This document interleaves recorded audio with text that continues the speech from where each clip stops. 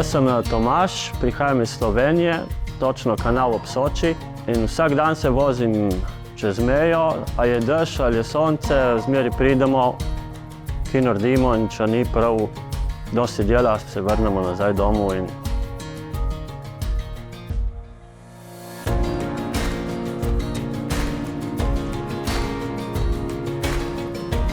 Sem Slovenec, imam 41 let in vsak dan hodim čezmejno v službo. Čezmejni delavec ni slabo, ampak so težave z birokracijo in pisarna pomaga pri tej birokraciji. Še dobro, da je.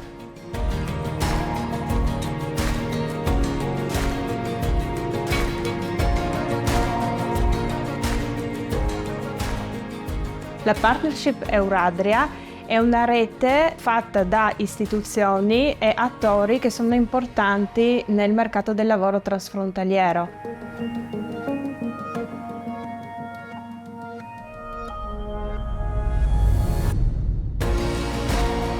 Abbiamo tanti lavoratori sloveni che lavorano in Italia, per loro forniamo diversi servizi, ad esempio del riconoscimento degli assegni familiari piuttosto che della disoccupazione, oppure quali sono i requisiti per andare in pensione, ma anche della cosa più banale come farsi l'assicurazione sanitaria oppure come richiedere il codice fiscale, che è il primo passo proprio per stipulare un contratto.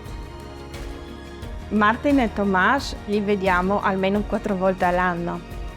Il personale che viene qui a lavorare dalla Slovenia sono dei profili molto alti, sono loro che aiutano noi più che noi che aiutiamo loro. È molto importante per noi essere supportati da organizzazioni di categorie specifiche che possono aiutarci e farsi carico di tutti gli aspetti che riguardano la previdenza sociale, la fiscalità, l'assistenza. È un'esperienza bellissima, utilissima, che mi sento di promuovere e di raccomandare anche agli altri paesi che come noi vivono una situazione transfrontaliera. Io penso che in questo piccolo territorio si viva lo spirito europeo.